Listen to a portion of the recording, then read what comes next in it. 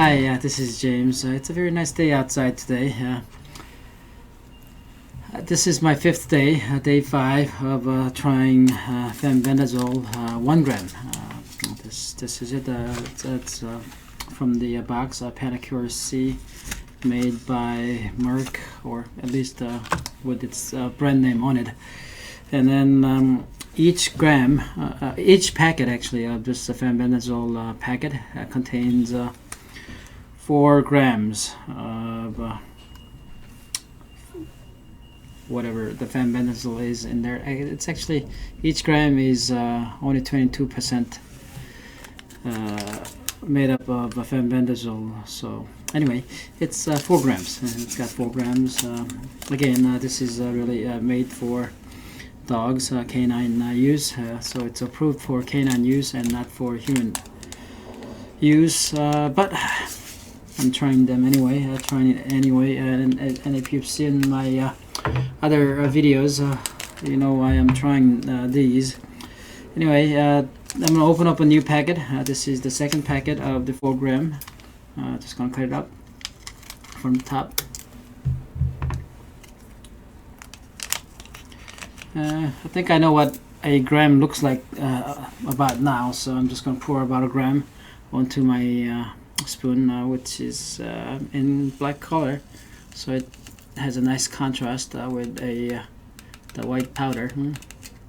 Okay, and this one seems to be about a gram. I don't have a scale to give me an exact dosage. Anyway, I think it's close enough, and I'm going to mix it with olive oil.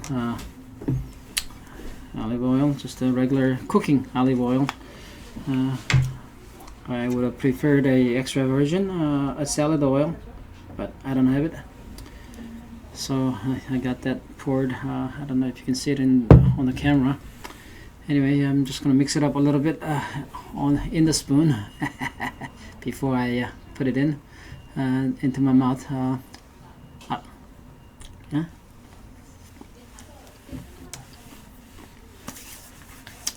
Again, the taste is quite bland. I don't mind the taste of the olive oil. Something that just came out of a frying pan. Anyway, after having tried it for 4 days, and this being my day 5, I don't really feel a lot of difference. Not a whole lot. I've been sleeping well, which I did even before taking Fenbendazole. I've had some bowel movements which were maybe slightly better than before, and then my nasal passage seems to have cleared up a little bit after the second day, and then when I took 4 days off after the first 3 days of trying, it came back. But yesterday I took it again, and today it feels a little bit clear. I didn't get any discharge coming out of my nose like I did after the day 2, but it feels okay. It feels like it's going to clear up, so I'm feeling pretty good about that. I've been told that this has the power to turn gray hair into black. I have not seen that happen. I got some gray underneath. I dye my hair, but the colors are not turning. Anyway, now that I've tried 1 gram of it, I'm going to have some vitamin C as a supplement. Just gonna put it into just a regular cup of water, half a spoon. I don't want to take too much, and it's very sour. The taste of vitamin C is very sour. So just gonna mix it up here.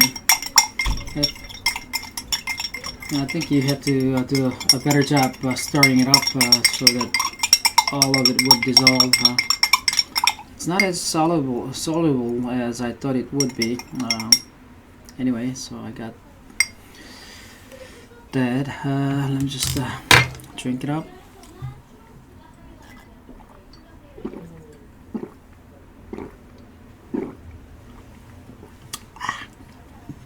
Yeah, vitamin C, very sour.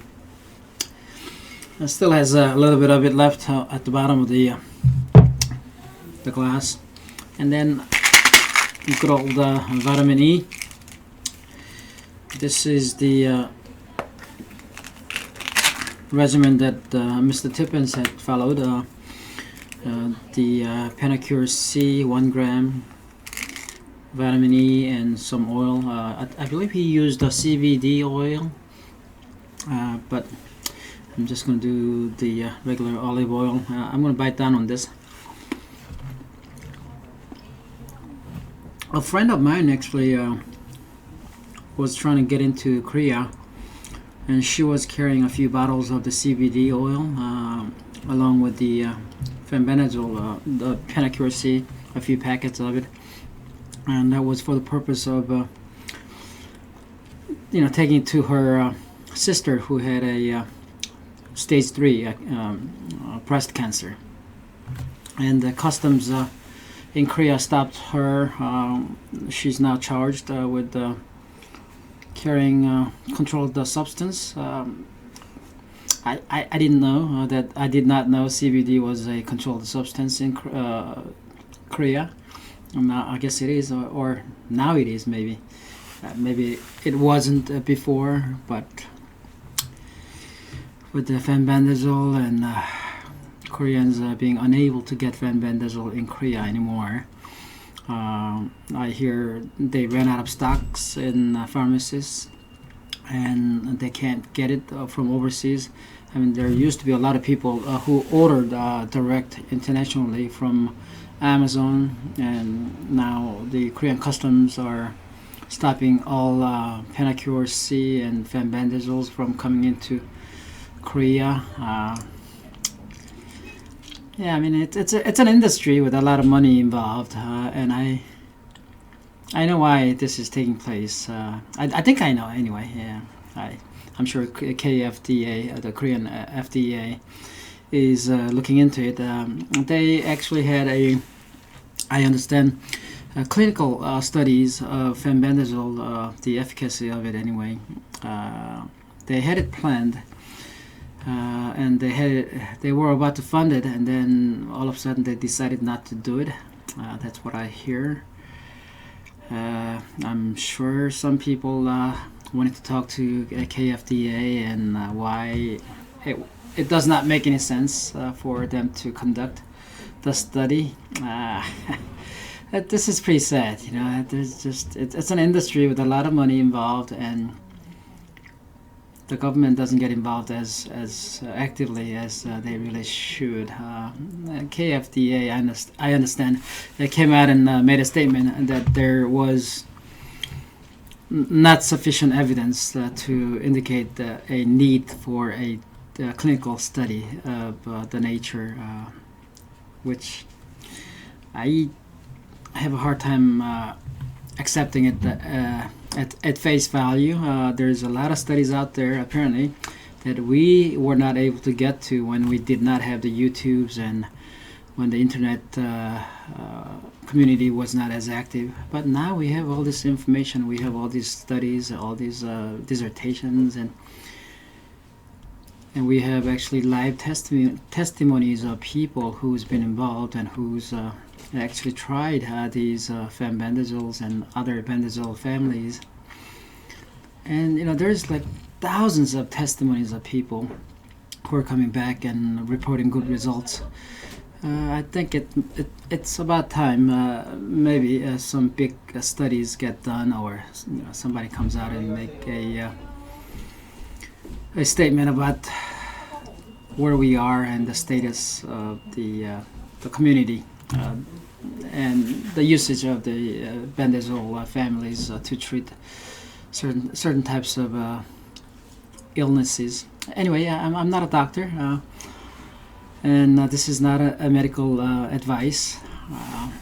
If you do decide to try Fenbendazole, you would be doing it at your own risk.